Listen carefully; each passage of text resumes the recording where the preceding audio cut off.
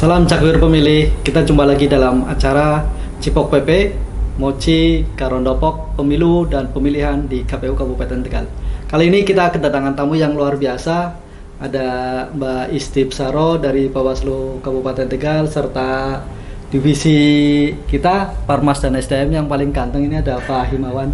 Kali ini kita akan membahas seputar tahapan pemilu 2024. Kemarin itu ya Mas, santai kan ini acaranya? Iya, santai aja. Santai, karena santai ya saya juga santai. Kemarin udah diluncurkan ya tanggal 14 Juni ya, berkaitan dengan tahapan ya Mas ya. Ini bagaimana Mas, akhirnya PKPU ditetapkan. PKPU nomor 3 tahun 2022 tentang jadwal dan tahapan. Tanggapannya dari KPU Kabupaten Tegal itu bagaimana, dan persiapannya mau bagaimana terkait dengan tahapan ini? Iya.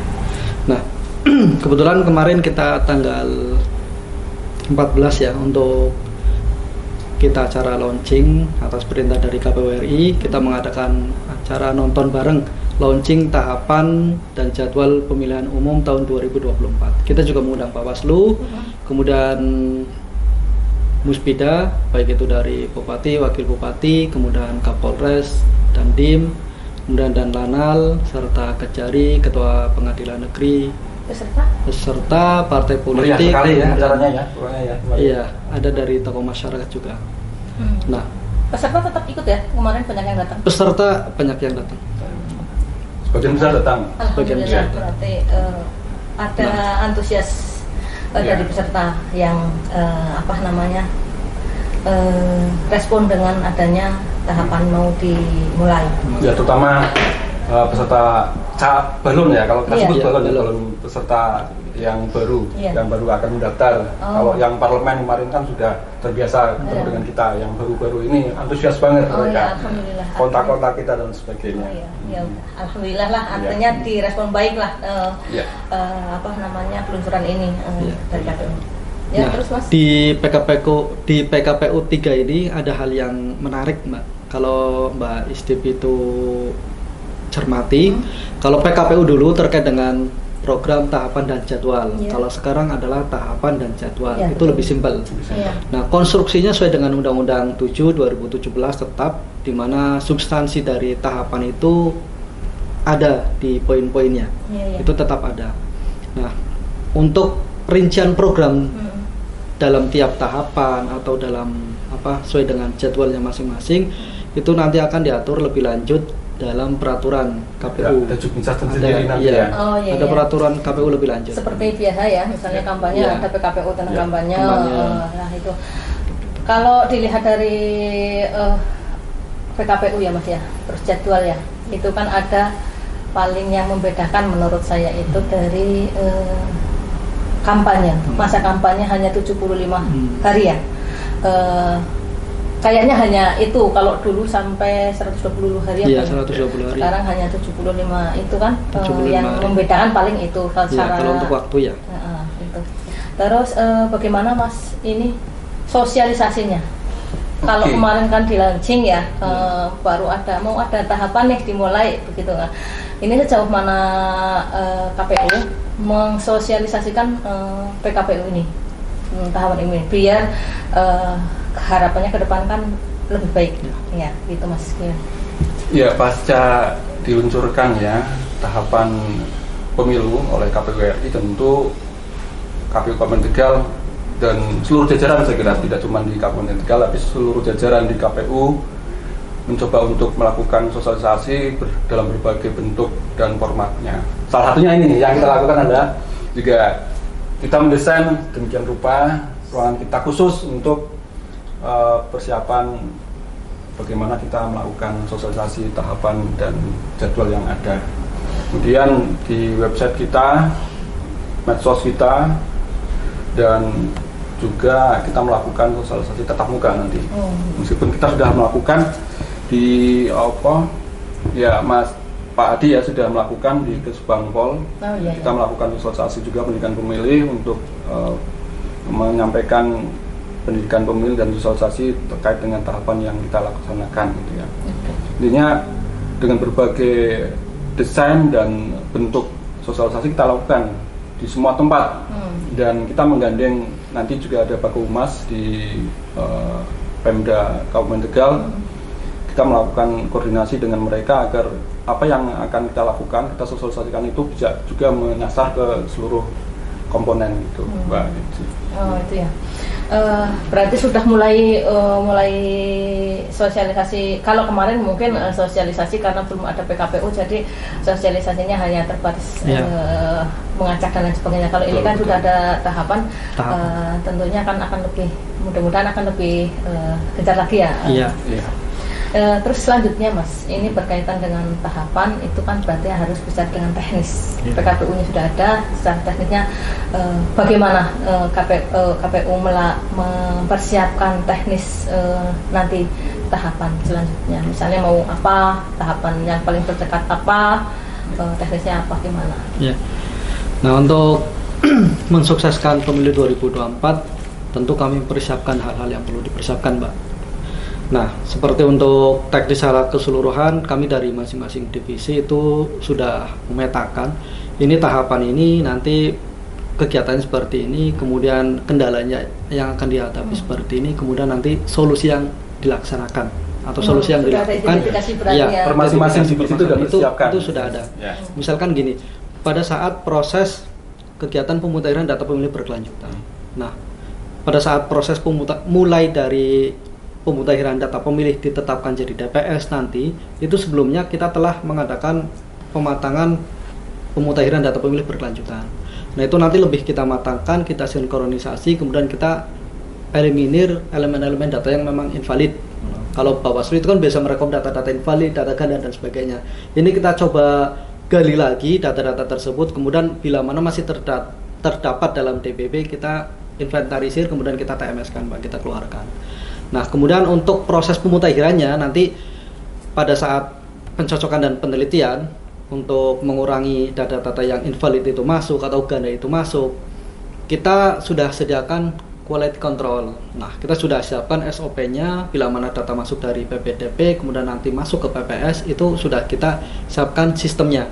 Nah, biar tidak ganda, itu nanti dipadukan dalam satu kelurahan atau satu desa dari masing-masing TPS, masing-masing PPDP, kemudian nanti saat penyerahan ke PPK, ke kecamatan itu pun dipadukan ke kecamatan, sehingga nanti data ganda antar desa itu tidak ada, data ganda antar kecamatan itu nanti bisa tereliminir. Harapan kami seperti harapan kita bersama ya. Kalau di persiapan sudah dipersiapkan berarti ya Mas ya, berkaitan dengan ini. Selanjutnya merujuk di tahun 2019 ini Mas, itu kan pada saat di hari penghitung dengan adanya banyak berbagai administrasi yang harus diselesaikan, itu kan makan waktu yang lama, yang harusnya selesai sampai sore apa malam, ini kan sampai pagi, sampai akhirnya kan mengakibatkan adanya kecelakaan kerja yang tidak kita harapkan selaku penyelenggara. Nah, itu apakah sudah sampai ada persiapan atau antisipasi bagaimana dari KPU untuk itu? Itu gimana? Ya, soalnya di Bawaslu juga ada waktu ngawasi di tahun 2019 itu ada yang meninggal. Sama ya, kerjanya sampai pagi gitu ya, turut mengawasi, kita melaksanakan. Teman-teman juga tahu persis apa yang dilakukan oleh teman-teman kita di bawah ya. Iya, nah harapannya kan jangan sampai itu terulang kan maksudnya. Jadi gimana nih KPU? Ya, jadi untuk itu antisipasi sudah dilakukan ya, meskipun jauh sebelum itu KPU sudah merekomendasikan ke melalui Komisi 2 DPR RI ya, revisi terbatas waktu itu terkait dengan ya untuk mengantisipasi segala hal terkait yang sudah dilakukan. Nah, khusus untuk SDM ya, kemarin ditegaskan oleh Ketua KPU RI Pak Hasim untuk rekrutmen badan ad hoc nanti akan dibatasi di umur 50 tahun untuk badan ad hoc. Ya, ini untuk mengantisipasi maksimal karena kemarin ya, maksimal 50 tahun. Itu harapannya karena kemarin setelah kita mendapatkan hasil riset dari kejadian-kejadian yang diderita oleh kawan-kawan kita yang di bawah itu, ternyata sebagian itu karena ada komorbid ya dari mereka, sehingga kemudian mengambil kesimpulan KPU RI untuk SDM di ad hoc itu kita batasi nanti umur 50 tahun maksimal ya. Kalau di KPU ada itu salah satu saja. Ya, namanya juga ikhtiar usaha ya. Yang mudah-mudahan tidak lagi lah terjadi yang seperti tahun 2019. Ya, amin. Kemudian nanti juga akan ada penyederhanaan saya kira ya di administrasinya. Biar, mantap. Ya, biar tidak seperti kemarin itu kita harus mengadministrasikan banyak. Ya. Itu yang menjadikan kemudian beban-beban itu terjadi di badan. Akhirnya secara mental capek ya. Yang kedua secara beban psikologisnya luar biasa gitu ya. Ya, akhirnya sudah beban pelaksana tugas, beban psikologis, beban kerjanya juga tambah. Akhirnya mungkin itu salah satu ya. Makanya saya tanyakan ini KPU bagaimana, apakah ada kedepannya misalnya itu tadi saya ada penyederhanaan. Yang penting antara kita dengan saudara kita bisa bekerja sama sehingga beban-beban pekerjaan itu bisa dilaksanakan dengan sebaik-baiknya. Terasa ringan. Iya. Kalau tanpa disadari itu kan KPPS saat menjalankan tugas itu di bawah tekanan. Sama. Iya. Tekanan itu bukan tekanan dari partai politik untuk perolehan suara ya, bukan itu. Tapi under pressure bahwa tugas ini belum selesai untuk merekap ini, Bawaslu, Panwas, pengawas TPS sudah menunggu hasilnya, kemudian saksi sudah menunggu hasilnya. Namun proses rekapitulasi ini, penyalinan hasil suara ini kan cukup banyak ini. Form-formnya cukup banyak. Sama. Pengawas juga harus melihat secara detailnya, nggak boleh kelewat kan. Harus mantengin terus, nggak boleh satu orang. Di KPS ada 7. Makanya pentingnya perasaan nyaman itu ketika melaksanakan tugas itu agar nyaman sehingga beban-beban itu terkurangi dengan mereka melaksanakan tugas itu merasa nyaman ya. Meskipun ada teman kita yang ngawasi, meskipun ada pihak lain yang ngawasi, tapi ketika kita nyaman, enjoy itu kemudian beban-beban itu sudah mulai terkurangi. Ya. Harapannya itu administrasinya disederhanakan biar nggak sampai tetap harus sesuai dengan regulasi dan aturannya. Mesti saya yakin dari pihak KPU juga membuat sesuatu mesti harus mendasari segala sesuatu. Terima kasih Mas atas waktunya. Ini saya tutup nggak apa-apa ya? Nggak apa-apa. Karena ini karena sekarang sebelum ditutup ini Mbak, saya mau tanya untuk kegiatan Bawaslu ke depan ya terkait ini kan untuk program tahapan yang dekat itu kan nanti di tanggal 29 Juli 2022 kita sudah menghadapi tahapan pendaftaran dan verifikasi partai politik. Kemudian nanti ke depan lah progres terkait dengan tahapan dan jadwal pemilu.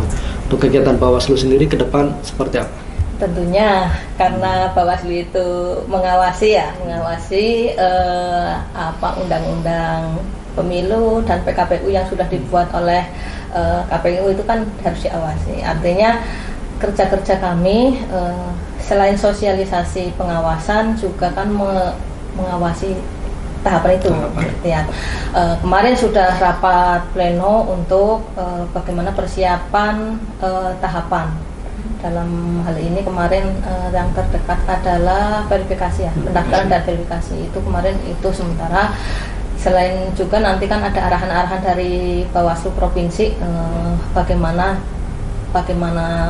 mekanisme atau apa harus kita lakukan kan dapat arahan karena kan kita belum caker nih, tidak seperti Kabupaten Tegal ya, kita harus masih apapun itu harus dikonsultasikan, dikomunikasikan dengan pimpinan kami yang ada di Bawaslu provinsi. Jadi tetap kita sosialisasi, persiapan pengawasan, identifikasi permasalahan yang akan diawasi apa itu kita lakukan. Termasuk ini sekarang ini sedang pemantau pemilu. Jadi Bawaslu sekarang membuka pendaftaran pemantau pemilu dari mulai sebelum dilaksanakan adanya tahapan kemarin sampai 7 hari sebelum hari pencoblosan. Dapur pemilih itu pada daftar ya. Itu pemantau Lupa. pemilu dari unsur apa? Atau Itu perorangan badan. atau lembaga? Oh, badan.